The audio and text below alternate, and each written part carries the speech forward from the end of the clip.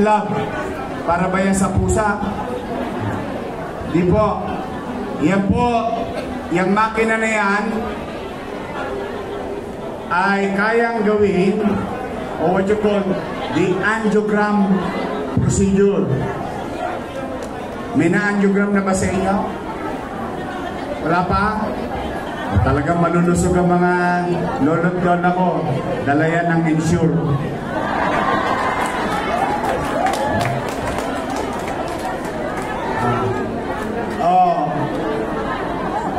Yung wala pa, antabayan na yung third batch. O baka kasi mabagal yung inyong tawag yung submission. Pero konti na lang ang natitira. Stock Moreno, palakpakan po natin!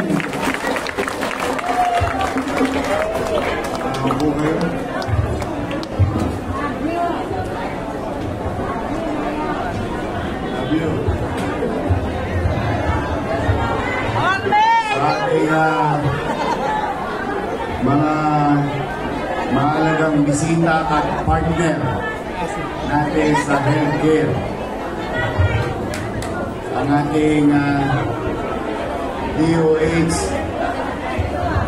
partner, DOH Regional Director Lester Tan, at 10 na kanyang mga kasama sa DOH. Ang ating partner sa PhilHealth, Vice President Walter, Vice President Bernadette, May Benito, ang ating branch manager sa PRO NCR PhilHealth, at sa ating mga direktor ng ospital at health center, mga health workers, mga konsehal Bobby Espiritu, Chef Romeo, JB Hison, at ang ating majority floor leader, Mon Yopanco, at ang maganda nating kapitbahay yung Vice Mayor G. Atienza.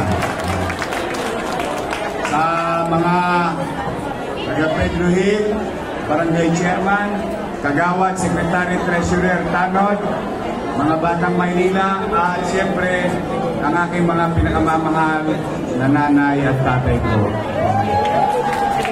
Mga lolo't lola ko na may asin pa.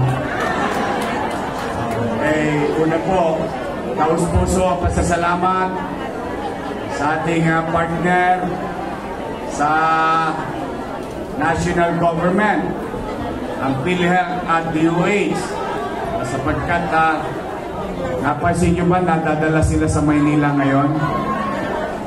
Opo, dala ng lagi kong binibili sa ating Manila Health Department Director, Grace Padilla, na mas sigurado ng mga pasilidad natin pangkalusugan, ospital, health center ay laging handa, magiling, at may mahihita ang tao.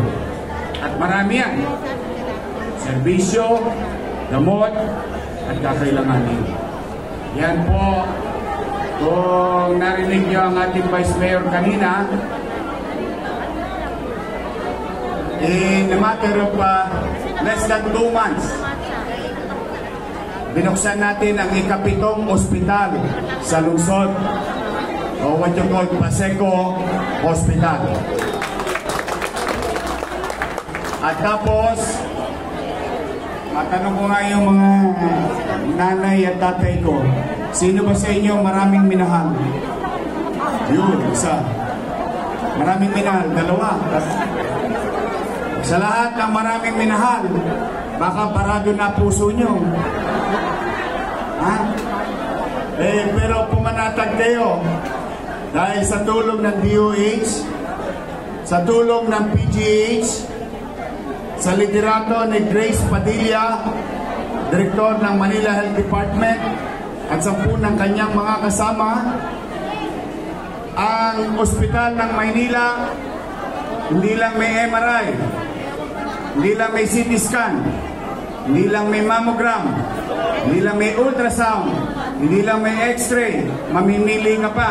Gusto mo stationary or mobile x-ray. Meron na tayong cath lab.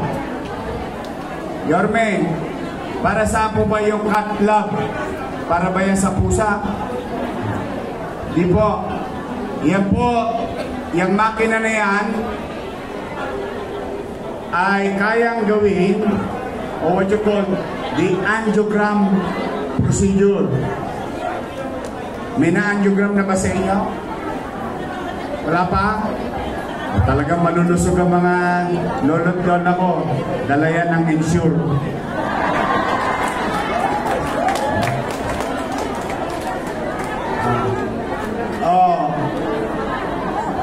Yung wala pa, antabayan na yung third batch.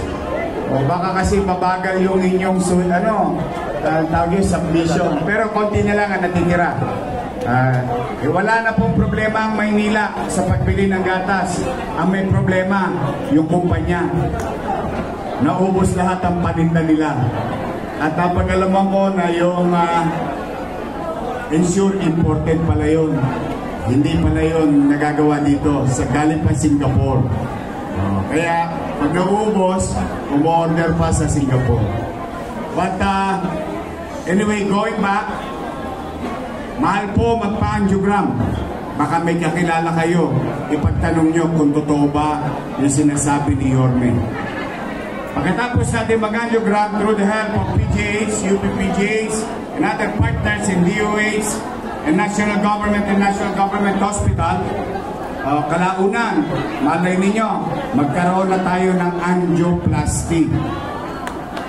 Alam niyo po ba ang ibig sabihin ng angioplasty?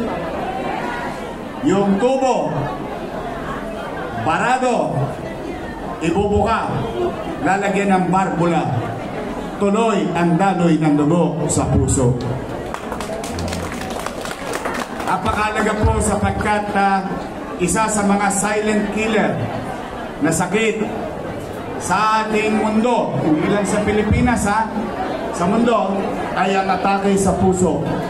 With proper diagnostic equipment at maagap, katulad ng programa natin ngayon, maagap na pagtugon sa kalusugan ng ating mamamayan, mas hahaba ang buhay.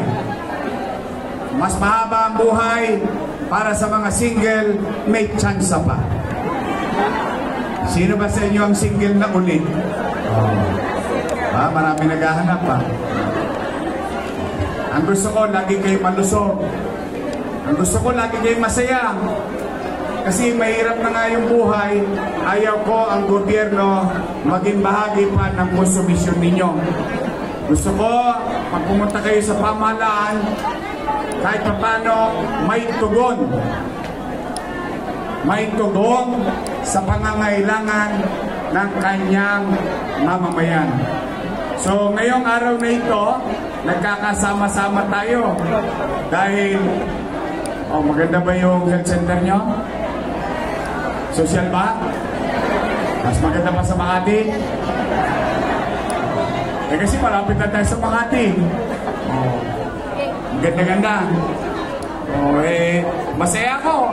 Pag masaya kayo, basta kami, pagbubutihan pa namin ng inyong mga doktor, ng inyong mga nurse, BHW, and so on and so forth. Sino sa inyo ang bungal? May bungal ba? Gusto nyo kumain na maayos? Magpa-dentista na kayo sa amin. Walang tosgas. Libre angiogram. Libre MRI, CT scan, ultrasound, mammogram. Wala akong yadba sa public healthcare sa lungsod ng Maynila. Sa ating mga nakaluluwag ng kaunti, Meron naman tayong mga kababayang nakaluluot ng konti. Huwag nyo nang gastusin ang pera ninyong naipon o naitabi sa pribadong ospital. In fact, meron nagsabi sa akin, ang pangalan niya, Letlet Sarkal. Siya po, na-angiogram, na-angioplasty. Ang sabi niya, sa pribado siya, hindi ko nababanggitin yung ano, ang bayad niya 1 million pesos. Alam naman natin, mahalang angioplasty. Pero nung nakita niya yung cat lab natin, hindi raw ganon yung makinang ginamit sa kanya. Mas maganda raw yung sa atin. So, ang punto ko, sa mga nakaluluwa, halika na, pipirin nyo na yung pera nyo. Ibenta nyo na yan sa Gedli. Impukin niyo yan. Gamitin niyo sa ibang bagay. Yung mga serbisyo na kakailangan ninyo, magtungo kayo sa pampublikong pasilidad, pangkalusugan ng ating lungsod ng Maynila. So now, here we are today with the national government, GOCC, PhilHealth. Alam niyo po, ang PhilHealth ngayon, parang bahagi na ng City Hall ng Maynila. Opo, talagang nakikisuyo ako sa kanila. Nakikiusap ako na maging masinsin, mainam ang pagtatala ng ating mga kababayan under UHC or Universal Healthcare Law. Yan, gusto kong mangyari sa Maynila na bawat Manileño, matanda, bata, may ngipin o wala, mayaman, middle class, mahirap, gusto ko maging bahagi kayo ng PhilHealth nang hindi sa panahon ng aberya. Kahit sa normal na panahon, kayo'y maisapi na nang hindi kayo masyadong natataranta, nag-aalala pagdating ng araw. Napakalaking bagay ng presensya ng PhilHealth sa buhay natin ngayong araw na ito dito sa Maynila.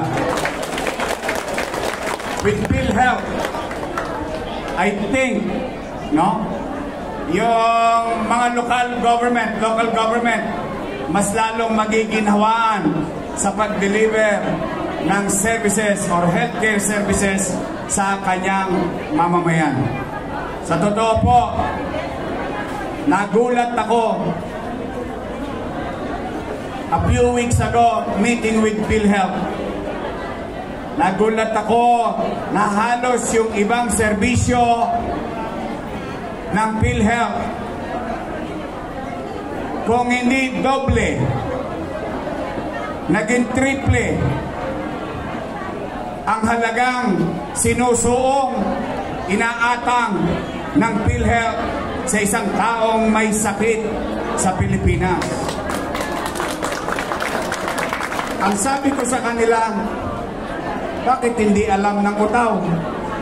Bakit hindi alam ng tao? Sabi ko, nakakaawa naman ang presidente. Sabi, bakit?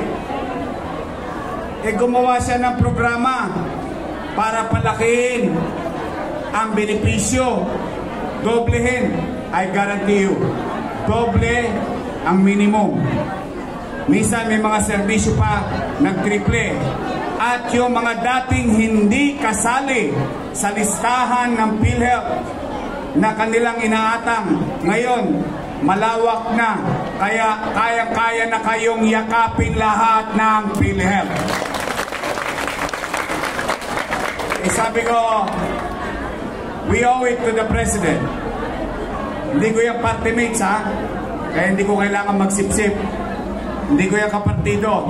Pero I always give where credit is due.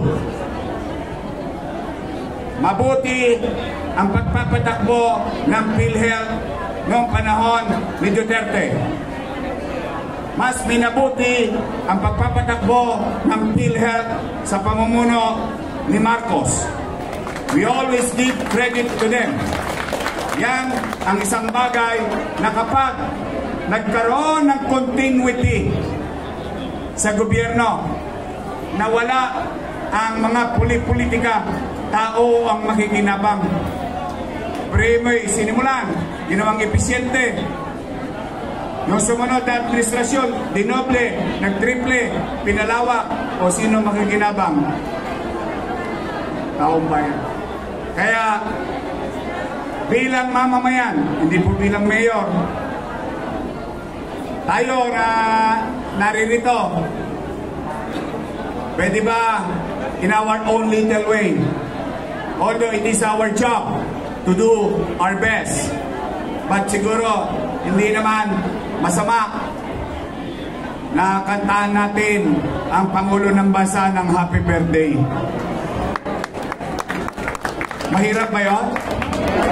Yung kapitbahay mong ang chismosa, binabati mo ng birthday. Oh, di ba? Pwede ba? Sabay-sabay. 1, 2, 3. Happy birthday. Happy birthday. Patay na. Happy birthday. Happy birthday. Happy birthday. Isa pa. Happy birthday.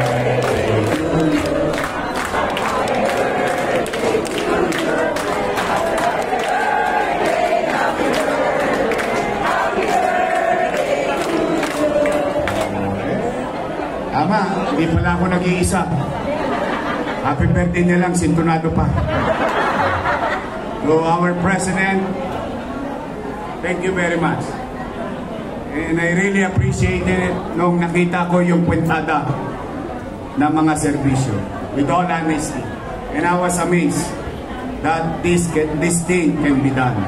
So, sa inyo po, mga nanay ko, mga tatay ko, maganda pa yung condominium. Maganda? Sabi ko sa mga bisita natin, inutang mo yan. O yung inutang ko, napakinabangan ba ng tao? Ayan o, hospital, gamit. Kaya ako sabi ko sa inyo, iraraos ko kayo. Sa totoo. I'm happy that today, the start of a new day, better days coming to Manila with our partnership with DOH and PhilHealth. Sa atin naman, kayo mga nanay tatay ko, abangan ninyo, magkikita tayo sa October.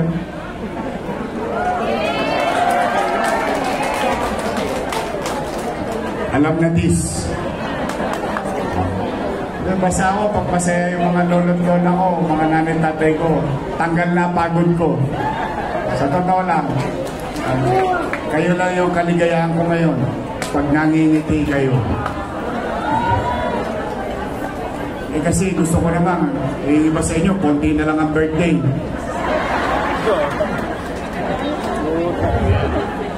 Gusto ko, sa hinaba-haba ng buhay ninyo, sa ating komunidad, ngayon yung maramdaman na may gobyerno na nagmamalasakit sa inyo at nagmamahal sa inyo. So muli, maraming salamat sa PhilHealth at alay namin ng Manila Health Department ang pasilidad na ito sa ating mga nanay tatay, mga lolo't lola, mga batang Maynila. Pumanatag kayo. Pumanatag kayo. Kahit gipit tayo, kahit gipit na gipit tayo, hindi ako titigil. Okay, mag-alala. Sanay ako nang wala. Alam niyo naman siguro, no? Galing ako sa wala. Nakaraos ako, o iraraos ko din kayo, mga batang Maynila. Magandang araw, pagpalain nawa kayo ng buong may kapal. I love you. Manila! God first, thank you. Bigyan po natin ng masigabong palakpakan